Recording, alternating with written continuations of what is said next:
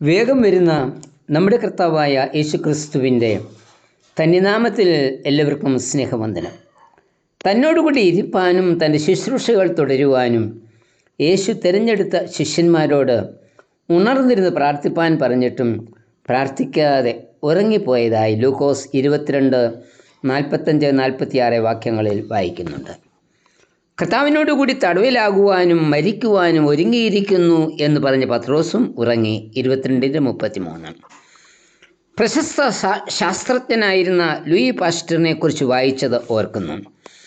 അദ്ദേഹം ട്രെയിനിൽ യാത്ര ചെയ്യവേ പ്രാർത്ഥിച്ചുകൊണ്ടിരുന്നു. ഇത് കണ്ട സഹയാത്രികൻ ചോദിച്ചു, ശാസ്ത്രം ഇത്രയും പുരോഗമിച്ചുകൊണ്ടിരിക്കുന്ന ഇക്കാലത്ത് നിങ്ങളെപ്പോലെയുള്ള ഒരാൾ ട്രെയിനിൽ ഇരുന്ന് പ്രാർത്ഥിക്കുമോ? അദ്ദേഹം പറഞ്ഞു, ഖേദത്തോടെ പറയട്ടെ, ഞാൻ ലൂയി പാസ്റ്റർ, ഈ രാജ്യത്തെ ശാസ്ത്രജ്ഞരിൽ ഒരുവൻ മാത്രം.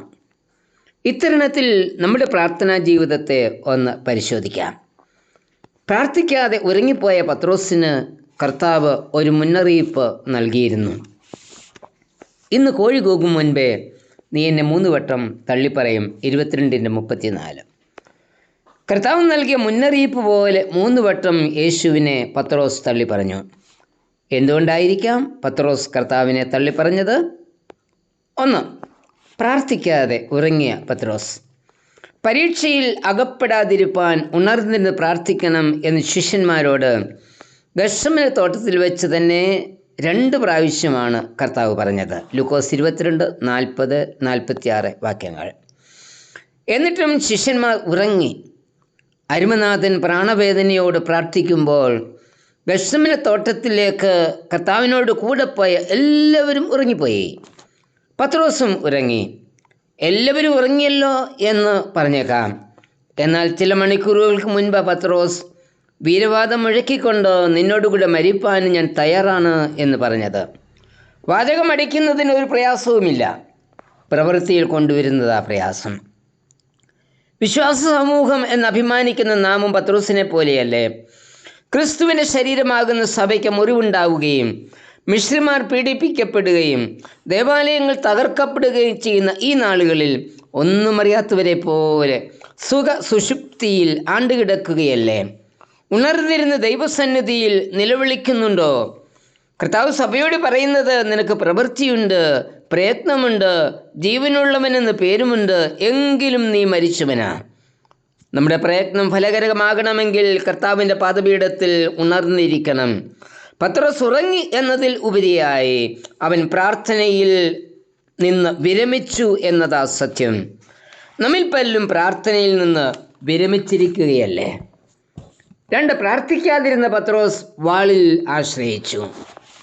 യൂദയുടെ ചുംബന അടയാളം മനസ്സിലാക്കി കർത്താവിനെ ബന്ധനസ്ഥനാക്കുമ്പോൾ യേശുവിനോട് കൂടെയുള്ളവരിൽ ഒരുവൻ മഹാപുരോഹിതൻ്റെ ദാസനെ വെട്ടി കാത് അറുത്തു. ലൂക്കോസ് 22:50. ശിമോൻ പത്രോസ് തനിക്കുള്ള വാളുകൊണ്ട് മഹാപുരോഹിതൻ്റെ ദാസനായ മൽക്കോസിൻ്റെ വലതുകാത് അറുത്തു എന്ന യോഹന്നാൻ 18:10 പറയുന്നത്. പ്രാർത്ഥനയ്ക്ക് പകരമായി വാളുകൊണ്ട് രക്ഷപ്പെടാമെന്ന പത്രോസ് ചിന്തിച്ചത്. ബലപ്രയോഗത്തിൽ കൂടി വിജയം നേടാം എന്ന പലരുടെയും ചിന്ത. ഈ ചിന്തയാണ് ഇന്നത്തെ മിക്ക അക്രമങ്ങൾക്കും കൊലപാതകങ്ങൾക്കും കാരണം. കർത്താവ് നമ്മോട് പറയുന്നത്, ശത്രുവിനെ ജയിപ്പാൻ പ്രാർത്ഥനയല്ലാതെ വേറൊരു മാർഗവുമില്ല എന്ന. പ്രാർത്ഥിക്കാത്ത വിശ്വാസി ബലഹീനനാണ്. More prayer more power. കയ്യൂക്ക് കൊണ്ട് കാര്യം നേടാമെന്ന് ചിന്തിക്കുന്നത് ഭോഷത്വമാണ്. സൈന്യബഹുത്വത്താൽ രാജാവ് ജയം പ്രാപിക്കുന്നില്ല. ബലാധിക്യം കൊണ്ട് വീരൻ രക്ഷപ്പെടുന്നതുമില്ല. ജയത്തിന് കുതിര വ്യർത്ഥമാകുന്നു. സങ്കീർത്തനം 33:16. നമ്മുടെ ആശ്രയം പ്രാർത്ഥനയിലോ അതോ വാളിലോ? 3. പത്രോസ് യേശുവിനെ അനുഗമിച്ചത് വളരെ ദൂരെ മാറി നിന്നുകൊണ്ടായിരുന്നു. ക്രിസ്തുവിനോടുകൂടി മരിപ്പാനും തടവിലാകുവാനും തയ്യാറെന്ന് പറഞ്ഞ പത്രോസ് ബന്ധനസ്ഥനായ യേശുവിൽ നിന്ന് അകന്നുമാറി. ലൂക്കോസ് 22:54. അകന്നുമാറി നിൽപ്പാൻ കാരണം യേശുവിനോടുകൂടെ നടന്ന് ഞാനും ബന്ധനസ്ഥനായേക്കുമെന്ന ചിന്തയാ. മരിക്കാൻ തയ്യാർ എന്ന് പറഞ്ഞ പത്രോസ് ജീവനെ പേടിക്കുന്നു. പ്രതിസന്ധികളുടെ മുൻപിൽ ക്രിസ്തുവിൽ നിന്ന് മാറി നടക്കുന്നു. വിശ്വാസത്തെ ഉപേക്ഷിക്കുന്നവർ ഈ വിധത്തിൽ അനേകരുണ്ടല്ലോ. കർത്താവിൽ നിന്ന് അകന്നു മാറിയ പത്രോസ് ഒടുക്കം ചെന്നെത്തിയത് നടുമുറ്റത്ത്, തീ കായുന്നവരുടെ അടുക്കൽ. അവിടെ വെച്ച് ഞാൻ യേശുവിനെ അറിയുന്നില്ല എന്ന് പത്രോസിന് തള്ളി പറയേണ്ടി വന്നു. യേശുവിൽ നിന്നുള്ള ഒഴിഞ്ഞുമാറൽ ഒടുക്കം നമ്മെ എത്തിക്കുന്നത് സാത്താൻ്റെ വലയിലായിരിക്കും. ഒഴിഞ്ഞുമാറാതെ ക്രൂശിനെ നോക്കി, കർത്താവേ, നീ അനുഭവിച്ച വേദനയും കഷ്ടതയും സഹിപ്പാൻ ഞാൻ തയ്യാറെന്ന് പറവാൻ നമുക്ക് കഴിയണം. 3 വട്ടം പത്രോസ് തള്ളി പറഞ്ഞിട്ടും യേശു പത്രോസിനെ വെറുത്തില്ല. യേശു പത്രോസിനെ നോക്കി. യേശുവിൻ്റെ നോട്ടത്തിന് മുമ്പിൽ പത്രോസ് തൻ്റെ കുറ്റം തിരിച്ചറിഞ്ഞു. അവൻ പൊട്ടിക്കരഞ്ഞു. ലൂക്കോസ് 22:61-62 വാക്യങ്ങൾ. അവനിലുണ്ടായ കണ്ണുനീർ അവനിലെ കുറ്റം കഴുകിക്കളഞ്ഞു. പത്രോസ് കർത്താവിലേക്ക് മടങ്ങി വന്നു. ക്രൂശിലേക്ക് നോക്കി പൊട്ടിക്കരയുന്ന ഒരു ദിനമാകട്ടെ ഈ ദിനം. കർത്താവേ, പാപത്തെ ഓർത്ത് കരവാനുള്ള മനസ്സ് എനിക്കും തരണമേ. ആമേൻ.